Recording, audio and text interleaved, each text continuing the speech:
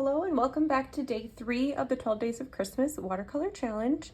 If you are just joining us, you can find all the information on the other paintings that we have already done for the challenge down below in the description of this video, and you'll also be able to grab your free printable outlines that are for each of the tutorials down below as well.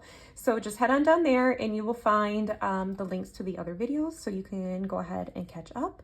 If you are participating in all 12 days of the challenge, I am so excited to see your paintings. You can go ahead and you can tag me at Windswept Design Studio over on Instagram, and that is where I'm going to be recording entries. If you don't have Instagram, just go ahead and send me an email. Get that information by signing up for the challenge down below.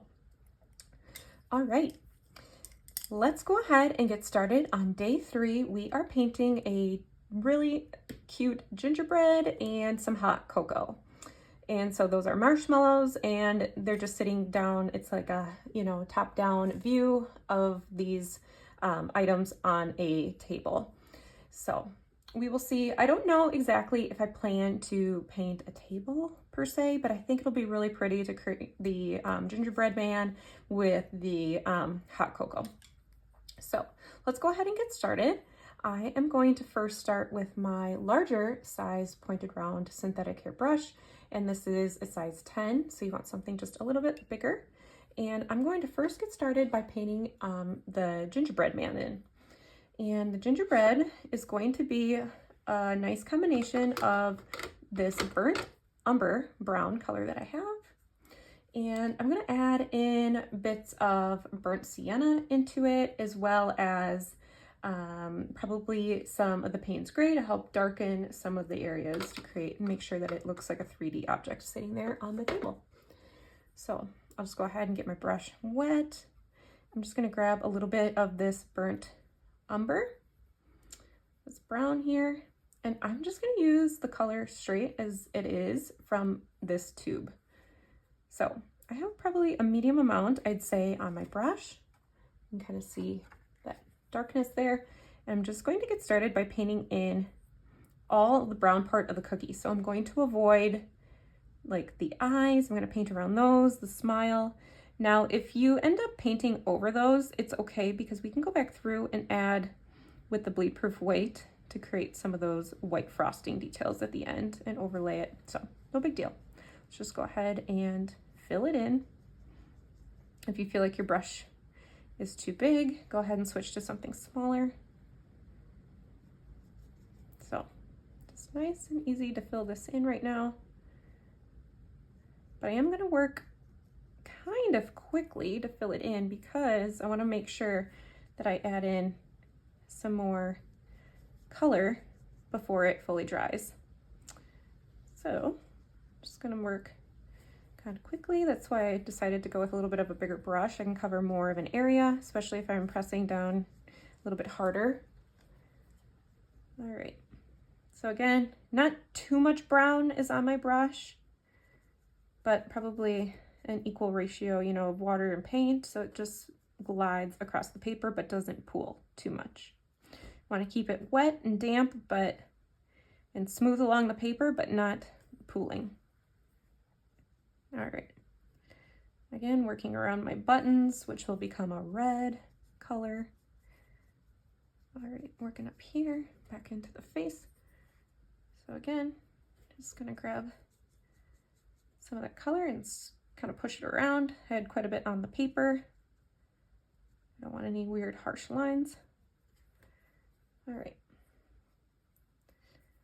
So again, just working quickly, filling it in with just this light brown color. To create a lighter brown, if you have something that's a little bit darker than the one that I have, all you need to do is just use more water and less paint. That's the nice thing about watercolor, is that you can just add more water to create a different value. And so here we go, continuing down. All right. What I think I'll do is stop once I get to this point right here, because, and I know I haven't done some of the areas that are like the, hands and feet, but that's a good breaking point here because now I can go back through and drop in some other depth and color.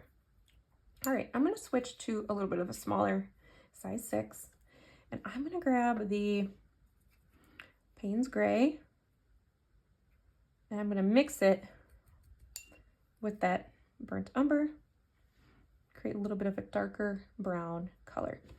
And I can even warm that up a little bit more if I wanted to by adding a little bit of our burnt sienna into that mixture.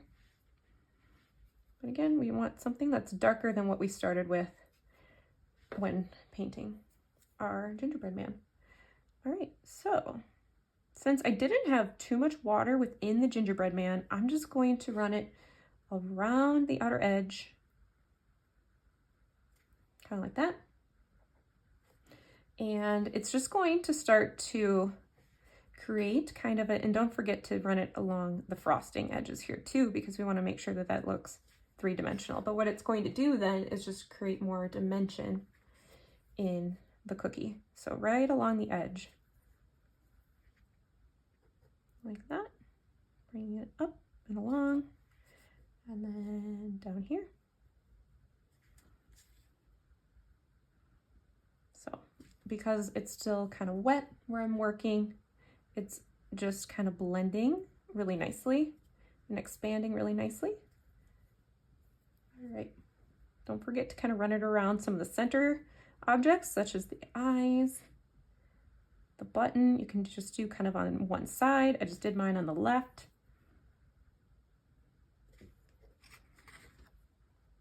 So just kind of like that.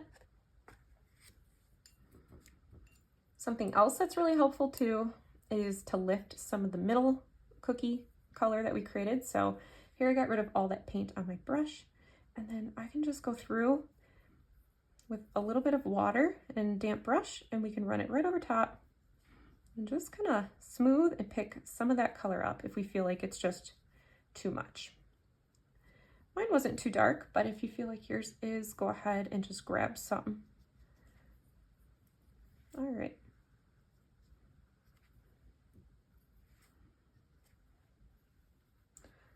Perfect. So let's continue on into its feet. Going back to our burnt umber color, that nice medium amount. We want to try and match the inner part of the cookie with the feet. I'm just filling that in.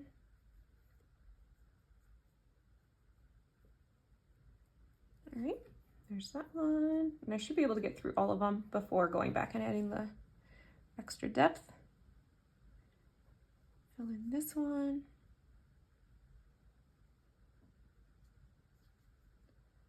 And let's see, we got this piece right here.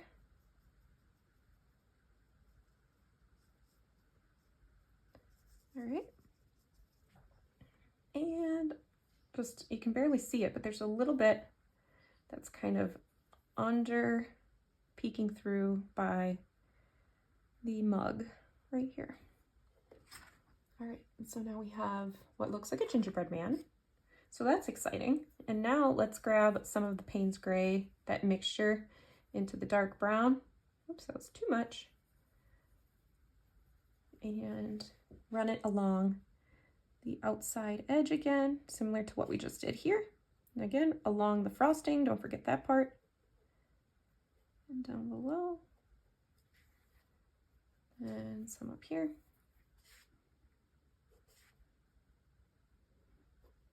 Right along there. All right. Looks good. I'm going to leave the cookie as is for right now, and we are going to move into the hot chocolate part, and I'm going to go back to my larger size pointed round brush. And for the hot chocolate, it's not going to be quite the same color brown as our gingerbread man. It's going to be a little bit more on the, oh, it's going to have a little bit more red into it. So this mixture we created with, for the shadows of that burnt umber, the Payne's Gray. So we're going to start there, but then we're going to go through and we're going to add a little bit of white, or not white, excuse me. We're going to add a little bit of red into that mixture. So here I have my alizarin crimson. All right, now it's gonna look like this really pretty velvety, chocolatey brown color. And I think I need to mix up a little bit more of that. So I'm just gonna put a little bit more of that together here. So again, that red is what's going to make it a nice, rich, warm brown color. But then to make it darker, you gotta include that Payne's gray. All right, I think that looks very good. Let's just start there. I have quite a bit of paint on my brush, and that might not even be dark enough. So let's just start by painting in the entirety of our hot chocolate. I'm gonna work around the marshmallows for right now. Let's see, let's grab a little bit more. All right, kind of coming up in here. So it's okay if you have quite a bit on your brush because the hot chocolate is such a nice dark color. And let's see, we will go back through and add little bubbles for the hot part. The middle part can be a little bit lighter, but it's definitely got to have a little bit of darkness around the outer edge where the cup kind of shadows into the liquid. All right, again, you can use quite a bit of water. You want to make sure that it's really moving around, covering up that area. Just gonna work around my marshmallows. Feel free to use mostly water and then drop in your brown after if you like that technique better, that wet on wet technique. We're gonna kind of do a little bit of a combination. All right, so I just mixed up some more. Just gonna rotate my paper so I don't get it on my hand on my wet gingerbread man. And sometimes there's always angles that are more comfortable for right and left hand artists. So you can, that's why I typically don't put down my paper with tape, or at least I can take it back up again to rotate it. So as you can kind of see, the center, I'm not quite done filling it in yet, but the center is staying lighter than the outside. All right, coming on down.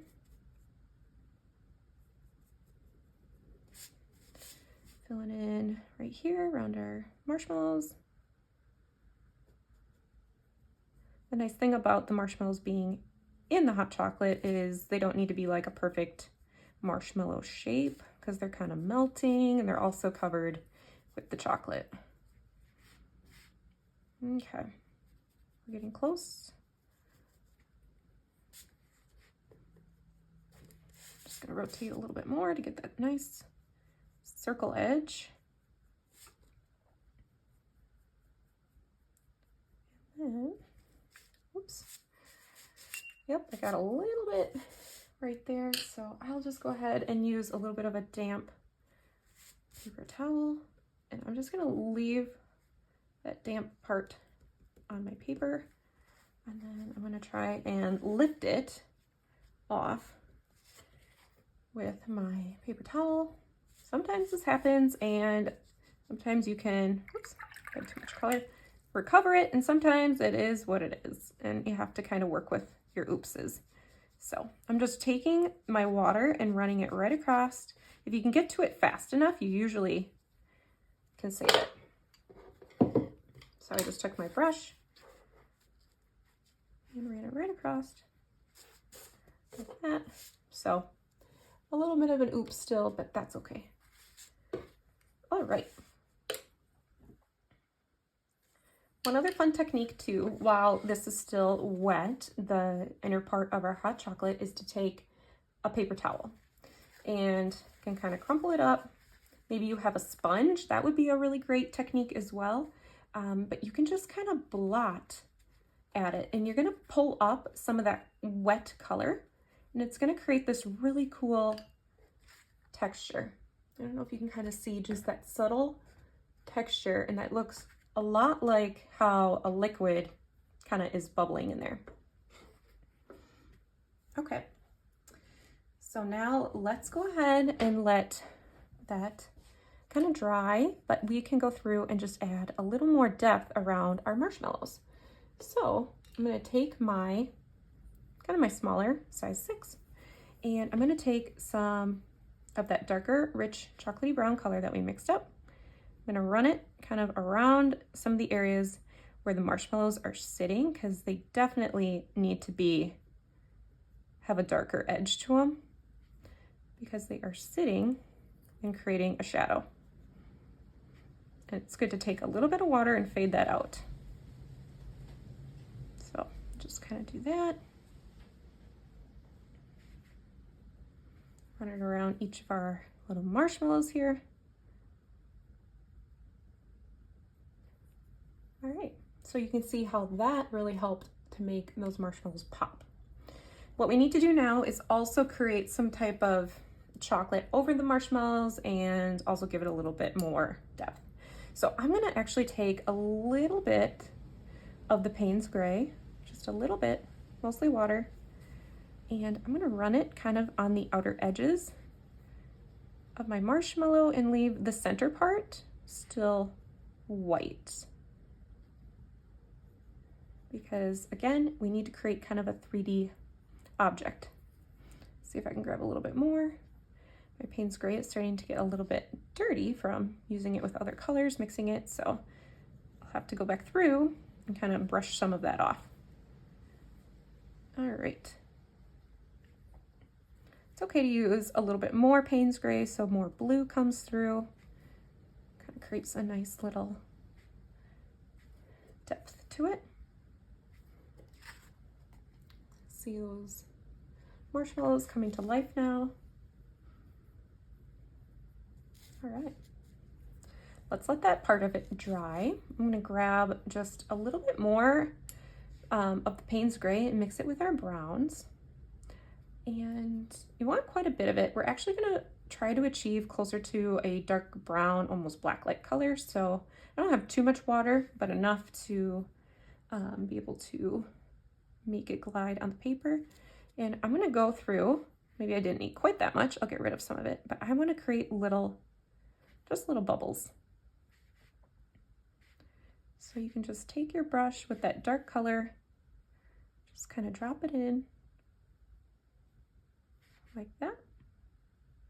You want some next to each other, some away from each other. Take some of the brown and just do a few more little spots, something that's a little bit different. I think it's just nice to give it a little bit more of a texture. Okay, I think that looks good. And if you want to, just use a little bit of water and run it over top some of your little bubble areas so they're not quite so stark. All right, here we have some of those bubbles there. You could even take some of that dark color to even deepen some of the shadow areas within our marshmallows. So all I did was take some of that dark color from our bubbles and just put it around some of the marshmallow area. Just like that. Helps it pop even more. Okay. My napkin is going to be like a red napkin, and then the mug is just a plain white mug. Similar to what we did for the marshmallows, I'm going to do that with the mug. So I'm just going to grab some of the Payne's Gray again, and that's my favorite color to create some shadow work within white objects. So I'm going to use mostly water, just a little bit of that Payne's Gray. And I'm going to do a nice little inner shadow. So we want to make sure that part of the mug up top here is nice and bright. So you can kind of just see a super light shadow right there around the mug. And then I'm going to bring it down. I'll do one kind of coming over here. And I'm going to leave this part pretty white right here. I will create a shadow area right around where the handle meets the cup. But again, so there I just kind of created a little bit of a piece there, and then I'll just start to fade and blend it out. You can kind of see there's a little bit of a divide there of that white highlight. And yeah, I think that looks good. Let's go ahead and just leave the cup as is for right now, because we can add more outside dimension to it, but let's just see it offset with the red napkin first. So I'm gonna switch to my larger size 10, and I'm going to grab my red, and I'm just gonna use the crimson red straight as is, and I might just add colors to it right here on the paper.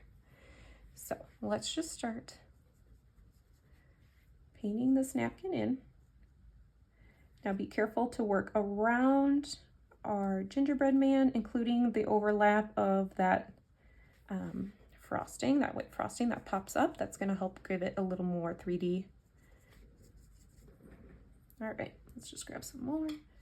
Just going to fill that all in. You could put a fun little Christmassy pattern on your napkin if you are looking for an extra challenge. I'm just going to make mine red, and again, just going to rotate my painting a little bit right there. All right, so just fill that part in. I'll come back through and do the under layer, or the folded part, once I get through the top part. All right, let me rotate again. Do your best to try and stay within that line. That's why I love these big pointed round brushes, is that I can get a nice point, and then I can push harder on my brush and I can get a bigger area covered, all within the same brush. Just gonna rotate again, bring it in right along our gingerbread man. All right, bring it up and around here. It's always such a pretty red. If you wanted to make it even more kind of that bright candy red, you could add in like an orange would be a really nice add into this red. Okay, so we have that. Okay, coming up and around the top. Oops, got a little bit on his head, that's okay. Coming down. This is where I need to be careful because I'm going to run it right next to the cup.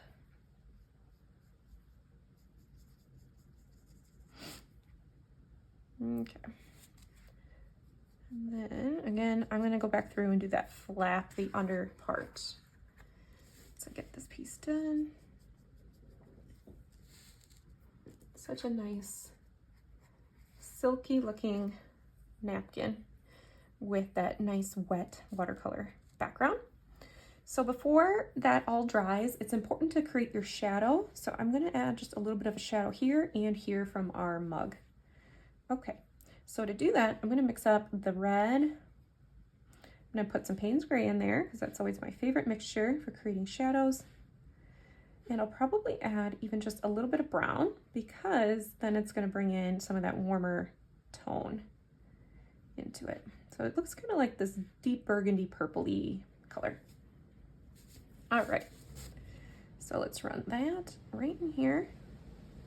So again, we have shadow started there. You can kind of see how that looks. We want to make sure it's up here by his head. And it's just going to bleed and blend really nicely and fade out from the gingerbread man. Well, it's still that wet on wet technique. And then we want to bring some down here underneath. So the closer the shadow is to the object, the darker it should be. So right where the object is meeting, right here. And then you can help it fade out by just adding a little bit of water if you would like. Like that. All right, I gotta mix up just a tiny bit more. And I'm gonna add that right in here where our cup is. And kind of coming around here. And let's see, let's just do be a little bit more up here. But okay, that looks great. And this will be the dark red. I want to create a nice rich dark red, so it'll just be a matter of using more paint on my brush and a little bit of that dark Payne's gray reddish brown mixture, and that's going to be my underlayer of my napkin. All right, fill that piece in right there. Can use that to also run it right along the lower edge of your napkin, just to kind of give it almost like it has that folded piece that runs right along the bottom like that. And then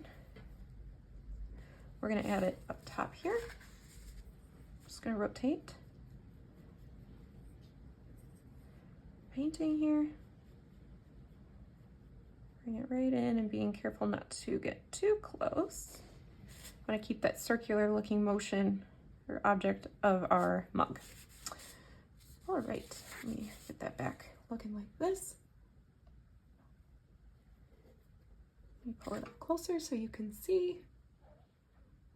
We are getting so very close. I like to use maybe a little bit of that red just to help continue it out the outer edge of my cup. Kind of brings in some of those kind of shadows and reflections of the colors around the object.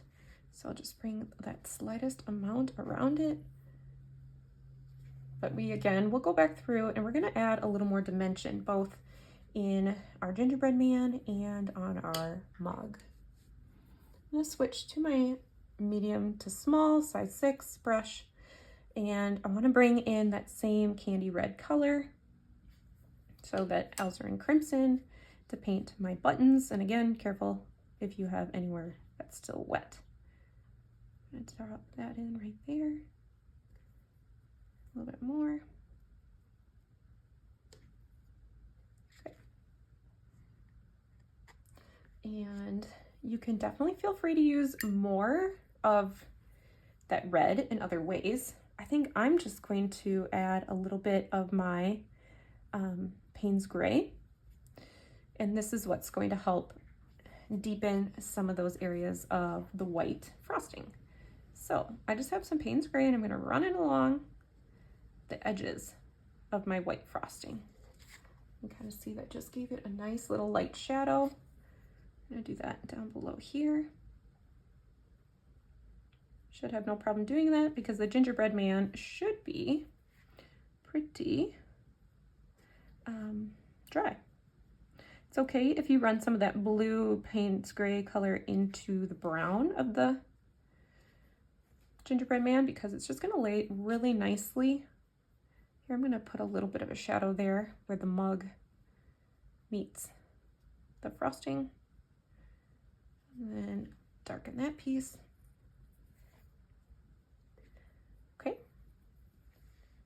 And gonna add a little bit more to the mouth, kind of nice and around the mouth there. But yeah, it just helps to, if you get it on the brown, it just darkens the brown really nicely. So you can kind of see that there.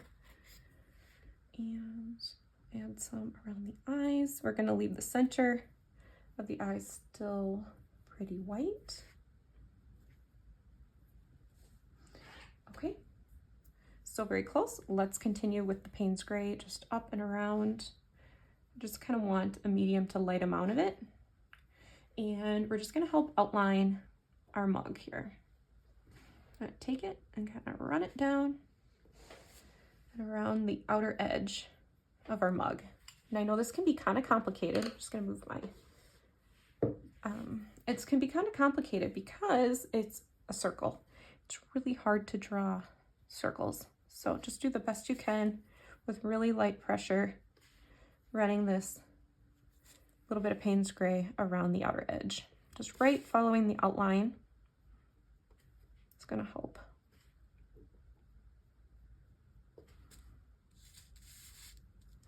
Like that, and I think it would be nice to run a little bit of it down and around this part onto the napkin.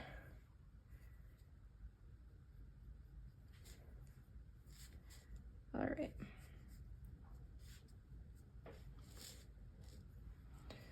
Let's just add a little bit more up here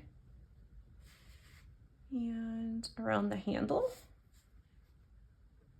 So again, if you want to add more to your tabletop background, feel free to do that. I'm going to stop here for now, but you definitely can do that. And also don't forget, oops, that you can add the bleed-proof white details. So if you, for example, lost out on some of the Gingerbread Man's details, you can take some of your bleed-proof white and just bring them right back, just to help brighten up some of those little areas right there.